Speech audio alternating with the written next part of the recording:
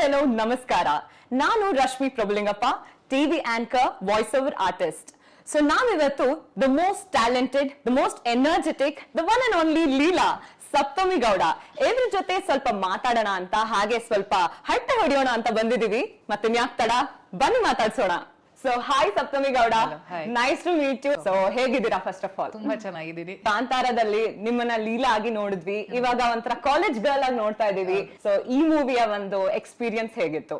ತುಂಬಾ ಚೆನ್ನಾಗಿತ್ತು. ಅಂದ್ರೆ ಎಂಟೈರ್ ಶೂಟಿಂಗ್ ಆಗಿರ್ಬೋದು, ಅಥವಾ ನನ್ ಪಾತ್ರ ಆಗಿರ್ಬೋದು, ಅಥವಾ ನಾನ್ ಸೆಲೆಕ್ಟ್ ಆಗಿದ್ ರೀತಿ ಆಗಿರ್ಬೋದು, ಫಸ್ಟ್ ಡೇ ಇಂದಾನು ನಾವ್ ಎಷ್ಟು ದಿನ ಶೂಟ್ ಮಾಡಿದ್ವಲ್ಲ ಅಷ್ಟ್ ದಿನಾನು ತುಂಬಾ ಖುಷಿಯಾಗಿ ಪ್ರತಿದಿನ ಸೆಟ್ ಹೋಗಿದ್ದೀನಿ.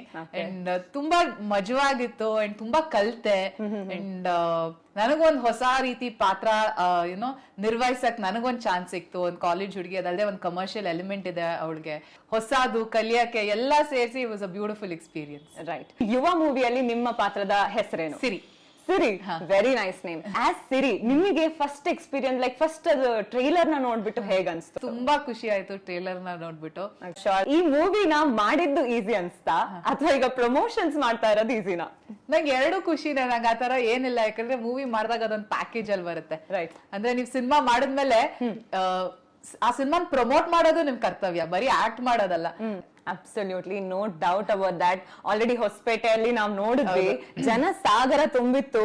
ಅಪ್ಪು ಸರ್ ಸಾಂಗ್ಸ್ ಆಗಿರ್ಬೋದು, ಅಥವಾ ಯುವ ಸರ್ ಪರ್ಫಾರ್ಮೆನ್ಸ್ ಆಗಿರ್ಬೋದು, ನೀವು ಕೂಡ ಅಲ್ಲಿ ಒಂದು ವಿಡಿಯೋ ಬೈಟ್ ಮಾಡಿ ಕಳ್ಸಿದ್ರಿ. ನಾವ್ ಇದೆಲ್ಲ ನೋಡಿದ್ವಿ. ನಾವಂತೂ ಕಾಯ್ತಾ ಇದೀವಿ ಮೂವಿ ಬರ್ಲಿಕ್ಕೆ. ಒಂದು ಸ್ಪೆಷಲ್ ಮೆಮೊರೀಸ್ ಅಂತ ಯುವ ಫಿಲಮ್ ಅಲ್ಲಿ ಆಯ್ತಾ, ಅಂದ್ರೆ ಸೆಟ್ ಟೈಮ್ ಅಲ್ಲಿ ತುಂಬಾ ಅಂದ್ರೆ ಊಟದ ವಿಚಾರದಲ್ಲಂತೂ ನಾನು ಯುವರಾಗಿರ್ಬೋದು, ಸಂತೋಷ್ ಸರ್. ಸೊ ನಾವು ಸಾಂಗ್ ನ ನೋಡಿದಾಗ ಔಟ್ಫಿಟ್ಸ್ ಆಗಿರ್ಬೋದು ಎಷ್ಟು ಚೆನ್ನಾಗಿ ಮಾಡರ್ನೈಸ್ಡ್ ಆಗಿ ಅಂಡ್ ಬ್ಯೂಟಿಫುಲ್ ಆಗಿತ್ತು, ಕ್ಯಾಚಿ ಆಗಿತ್ತು.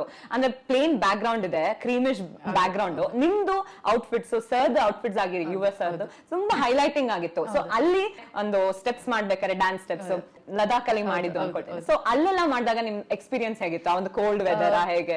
ಸಿನಿಮಾಗೆ ಔಟ್ಫಿಟ್ಸ್ ಭರತ್ ಸಾಗರ್ ಅವರು ಮತ್ತೆ ವರ್ಷಿಣಿ ಜಾನಕಿರಾಮ್ ಅಂತ ಅವ್ರು ಮಾಡಿದ್ದು. Behind every successful man there is a women. ಇದು ಎಲ್ಲರಿಗೂ ಗೊತ್ತು ಅಂಡ್ ಪ್ರೊವೆನ್ ಕೂಡ ತುಂಬಾ ಸನ್ನಿವೇಶಗಳಲ್ಲಿ.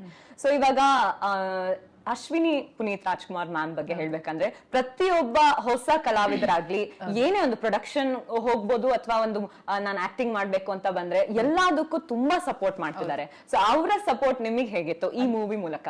ಅಂದ್ರೆ ಅಶ್ವಿನಿ ಮ್ಯಾಮ್ ಸಪೋರ್ಟ್ ಖಂಡಿತ ಇಸ್ ವೆರಿ ಇಂಪಾರ್ಟೆಂಟ್. ಫ್ಯಾಮಿಲಿಗಲ್ದೆ ಸಿನಿಮಾಗೂ ಅಷ್ಟೇ. ಯಾಕಂದ್ರೆ ಅವರು ಸಿನಿಮಾ ಇಂಡಸ್ಟ್ರಿನ ನೋಡಿರೋಷ್ಟು ಥ್ರೂ ಅಪ್ಪು ಸರ್, ಅಥವಾ ಅವರು ಇನ್ವಾಲ್ವ್ ಆಗಿರೋಷ್ಟು ಐ ಡೋಂಟ್ ಥಿಂಕ್ ನಾನು ಅಥವಾ ನಮ್ ಇಡೀ ಫ್ಯಾಮಿಲಿ ಯಾರಿಗೆ